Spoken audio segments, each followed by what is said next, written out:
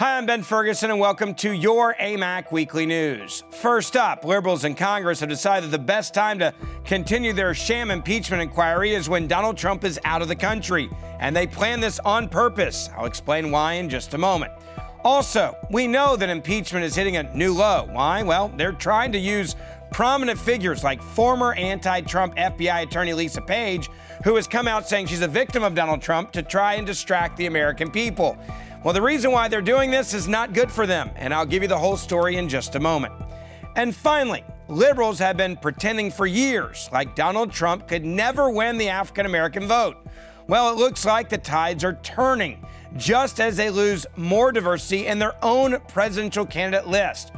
All this and more in just a moment. But first, a quick reminder, please share this video with your friends on social media.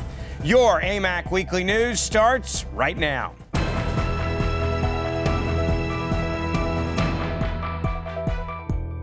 Liberals in the House decided the perfect moment to continue their ridiculous attempt to remove the President of the United States of America was when he actually left the country. That's right, President Trump is literally meeting with world leaders on behalf of the United States while liberals are trying to take part in an attempted coup. Now, prior to Trump's departure for London, he spoke to the press calling out liberals for deciding to put impeachment on the table while he's on his way to a major NATO summit. Watch what he had to say on Fox News. So the Democrats, the radical left Democrats, the do-nothing Democrats, decided when I'm going to NATO, this was set up a year ago, that when I'm going to NATO, that was the exact time. This is one of the most important journeys that we make as president. And for them to be doing this and saying this and putting an impeachment on the table, which is a hoax to start off with. If you notice, there was breaking news today. The Ukrainian president came out and said very strongly that President Trump did absolutely nothing wrong. That should be case over. Republicans have never, ever been so committed as they are right now and so united. So it's really a great thing in some ways, but in other ways, it's a disgrace. It's a disgrace for our country. That's right. The president's going out of the country to represent us with world leaders, all while members of the Democratic Party in Congress are trying to remove him from office. Thank goodness GOP members of Congress actually released their report on impeachment ahead of, well, the left. Their document was pretty clear. It fully defended the president's actions on Ukraine and accused the left of rushing to impeach the president without any evidence that Trump did anything wrong. Now, a day later, liberals fought back, releasing their own impeachment inquiry documents.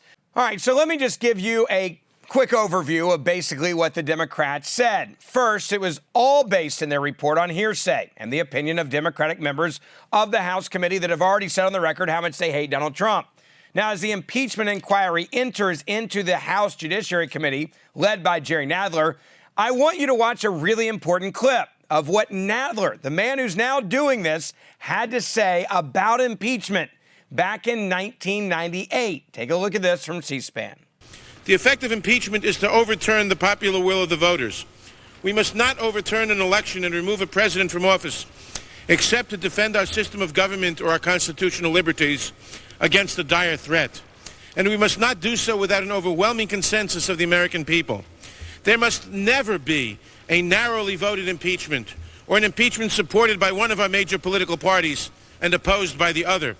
Now, to be clear, what Nadler is doing now is exactly what he just preached against doing. He is trying to change the rules, all because he's obsessed with trying to take down Donald Trump. They are literally trying to remove a duly elected president just because they are scared that he's going to get reelected again. Now, it has been proven over and over again that liberals never respected or even accepted the will of the American voters. Representative Jim Jordan's appeared on Fox News to emphasize that exact point. Take a look. This whole thing is built on what Nancy Pelosi said 2 weeks ago Sunday, when she called the President of the United States an imposter. They have never accepted the fact that 63 million Americans voted for Donald Trump on November 8, 2016, and made him president. He won an electoral college landslide. They have never accepted that fact. And for the Speaker of the House of Representatives to call the President of the United States an imposter is just wrong. But that underscores what they're trying to do. They have never accepted the will of the American people, and they've gone to this crazy impeachment strategy that we've seen unfold now for several months. So as this witch hunt continues, some members of the Democratic Party in Congress are becoming, well, very worried and concerned that they may be going down a road that might backfire on them come Election Day. Take a listen to this CNN panel where one reporter states that, well, some members of the Democratic Party in Congress are getting very concerned about even moving forward with impeachment. You're now hearing rumblings within Democrats saying maybe we should just go with censure or not really knowing how to move forward on this, given where the president is and given where Republicans are. And given that Republicans, especially Elise Stefanik, some of the more moderate ones, and Will Hurd, after the 2 weeks of testimony that they heard from fact witnesses, did not move at all. They said that they do not believe that anything the president did was impeachable. And in fact, they seem to be protecting the president more than they were prior to these 2 weeks. Now, the more facts that come forward, the harder it is for liberals to continue to argue that President Trump did anything at all that would be impeachable. We here at AMAC are fighting for the truth. We are here fighting for your voice. And most importantly, that your vote that you cast in 2016 isn't being thrown out by a bunch of people in Congress. This is America, and our elections and the voice of our citizens should never be dismissed. Yet, that's exactly what the left is trying to do in Washington, D.C. today. While many liberal members of Congress are trying harder and harder and harder to try to find any reason they can to impeach Donald Trump, there's another thing going on, and that is the deep state in Washington, D.C. is in a serious panic. Why? Because there's a major new report coming out about their actions against Donald Trump during the 2016 election. Now, Democrats, rather than accepting that they are just failing miserably at trying to impeach the president without having facts to back it up, they're now moving forward with something else, and that is a campaign to distract the American people with some pretty ridiculous stories. The latest one, well, it came in the form of former FBI lawyer Lisa Page, now claiming in a major sit-down interview that she is a victim of President Donald Trump bullying her. I'm not kidding. The same woman that traded text messages with Peter Strzok about stopping Trump from becoming president is now saying she's a victim. Now, you may be asking yourself, how is she a victim? Well, get ready for this amazing story. According to her, the president, she claims, acted out what she described as a sex scene with her voice between her and the former head of the FBI's counterintelligence division, Peter Strzok. That's right. She's literally saying that Donald Trump is bullying her and that now she's willing to fight back. She's not going to take it anymore. Now, the truth of the matter is nothing the president said was at all inappropriate, which is exactly why I have no inhibitions about showing you exactly what she is complaining about. It aired on MSNBC. What a group. She's going to win. 10 million to 1. She's going to win. I'm telling you, Peter. I'm telling you, Peter, she's going to win. Peter, oh, I love you so much. I love you, Peter. I love you too, Lisa. Lisa, I love you. Lisa. Oh, God, I love you, Lisa. Now, Lisa Page claimed these words by Trump were the straw that broke the camel's back. MSNBC anchors tried to carry forward this narrative that Page is a victim in their reporting of this story. Take a look. Well, but these are not normal times. And imagine being Lisa. In that moment, the most powerful man in the world, piggishly humiliating her by name on a stage seen by millions. In fact, that moment we just saw you was the moment that Page decided she needed to break her silence. In a brand new interview published by the Daily Beast, former FBI official Lisa Page, whose text messages with Peter Strzok, also an FBI agent, were released to the public almost exactly 2 years ago, describes how profoundly the scandal has affected her life. From that Daily Beast interview, quote, I wouldn't even call it PTSD because it's not over. It's ongoing. It's not a historical event that's being relived. It just keeps happening. And as if on cue, the president couldn't help himself. Trump tweeted about the Daily Beast interview with Page this afternoon, writing, quote, when Lisa Page, the lover of Peter Strzok, talks about being crushed and how innocent she is, ask her to read Peter's insurance policy text to her, just in case Hillary loses. Also, why were the lover's text messages scrubbed after he left Mueller? Where are they, Lisa? And by the way, Lisa Page is about to be back in the news again. A week from today, the DOJ Inspector General, that's the watchdog of that agency, is expected to release his report. According to the New York Times, it will reveal no evidence was found to support the accusation that the FBI attempted to spy on Trump's 2016 campaign. Now, look, you got to admit it's kind of ironic that the IG report and the DOJ report, which will be very damaging to the left, is going to be coming out most likely this week. Now you have Lisa Page, who just happens to come forward with this sad sob story that she's a victim and that Donald Trump is bullying her and it must be stopped. Fox News' Greg Gutfeld called this out for exactly what it is. It is a coordinated effort between the mainstream media and Lisa Page so that she would look like a victim. Take a listen. The story to me is always about the media and how they create these kinds of things.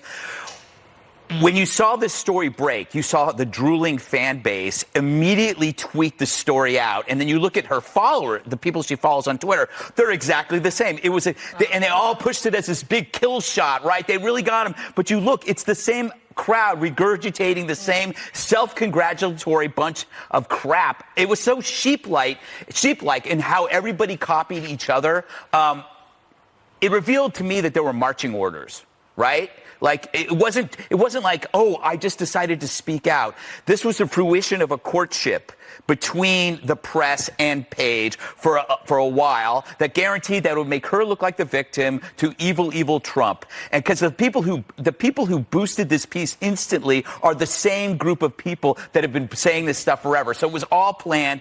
And when you see a coordinated effort like this, involving the media, never Trumpers, people who hate Trump, you see why his tweeting to him and the rallies are so important, because they control all the other tools. You don't have to be a rocket scientist or a brain surgeon to know why this is all coming out right now. The timing is perfect because the IG report is about to be very damning to the deep state who tried to literally take down Donald Trump. It's called a coup attempt. Now, of course, Lisa Page has already claimed that she was not coming forward because of the president's comments, not to get ahead of the upcoming report, of course. Now, thankfully, people are calling her out for this insanity. Robbie Starbuck is the host of the show Grow Up, and he tweeted this amazing tweet out that said, quote, Lisa Page is trying to be recast as the victim, and a news site wrote up an adoring interview for her. This is why we don't trust the media. Her bias while working extremely political cases is clear and evident to anyone with a functioning brain. To pretend otherwise is insulting. Look, it is insulting that they actually believe that the American people are this stupid.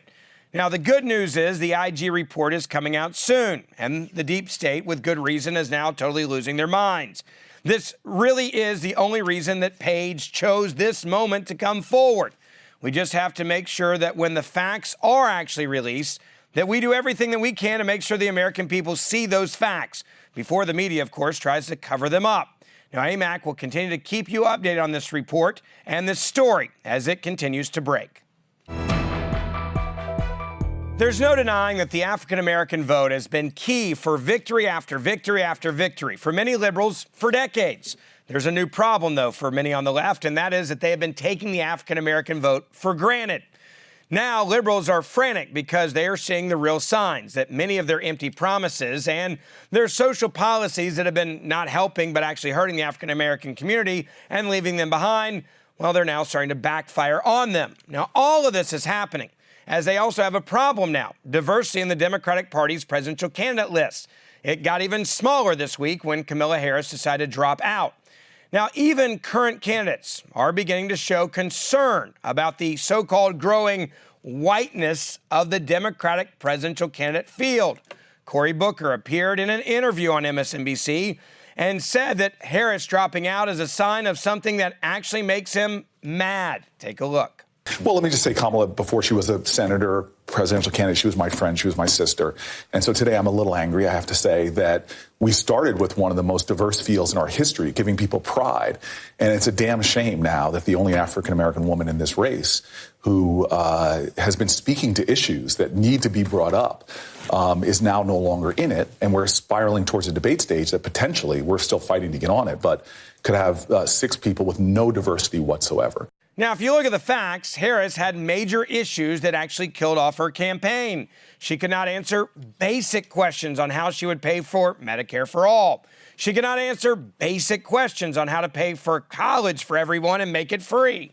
She could not answer basic questions about her abuse of power when she was a prosecutor, literally keeping people in jail for longer than they should be there just so that she could look like she was tough on crime.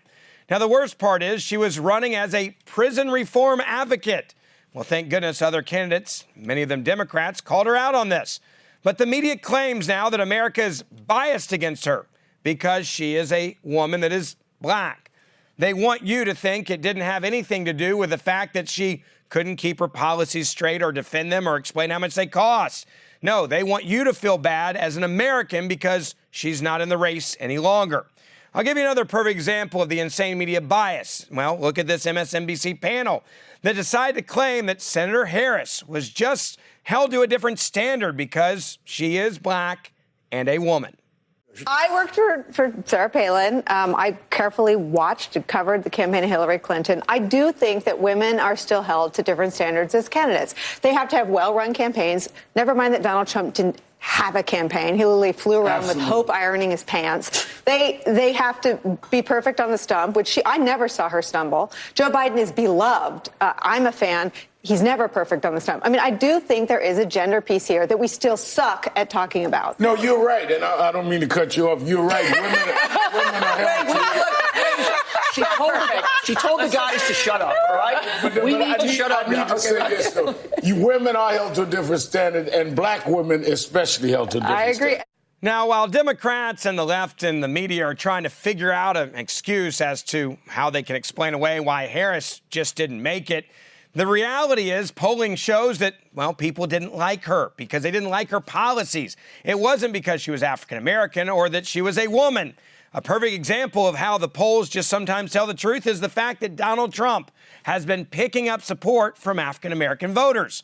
That's right, and liberals are going crazy over this because they've been saying since the beginning of 2016 that Donald Trump is a racist. He's a racist. He's a bigot. He's a racist. He's a racist. He's a bigot. So they couldn't imagine that actually African Americans would vote for him over one of their far left socialist candidates or a woman who happens to be African American. Well, guess what? That's exactly what's happening. Now, rather than accept that Americans aren't happy with the far left and their promises and their candidates and their price tag for all these crazy free stuff ideas, well, they've decided that they'll just attack and say, the American people, you need to look at people and you need to realize that you are racist. In a recent interview with CNBC, the BET founder, however, said this is basically ridiculous. The billionaire, Robert Johnson, suggested that Trump's reelection is, quote, his to lose. Now, it's important to note that Johnson is a prominent African-American businessman and a very faithful Democrat. Johnson cites the increase in black employment and the strong economy is what is helping Donald Trump with African-American voters. And liberals, again, they're having a hard time actually understanding that when you put people back to work and you don't look at the color of their skin, well, people actually like a good economy. Two polls now, one by Emerson College and one from Rasmussen, put black support at or above 34% for Donald Trump. Now, of course, this is terrible news for the left. The Emerson poll showed that 34.5% of black registered voters supported the president. Now, that is up from 17.8% a month earlier. Rasmussen showed that the president had 34% approval from African Americans as well. Well, the president is delivering higher wages, opportunity zones, education reform, and vocational training. Now, you compare that to what the left is offering, and it should not be surprising that Donald Trump is doing so well in these minority polls. Now, look, this election truly is President Trump's to lose, but it's up to us to help make sure that the word gets out about what's actually happening in our economy. That's it for this edition of your AMAC Weekly News. Be sure to share this post with your friends on Facebook and Twitter. Also, a quick reminder, if you haven't joined AMAC or renewed your AMAC membership, do it now so you can continue to receive the show and access to our amazing member benefits. You also get the AMAC magazine, and most importantly, AMAC represents you and more than 2 million other conservatives on Capitol Hill every day. So make sure you join or renew today. I'm Ben Ferguson. I'll see you back next week for our next episode.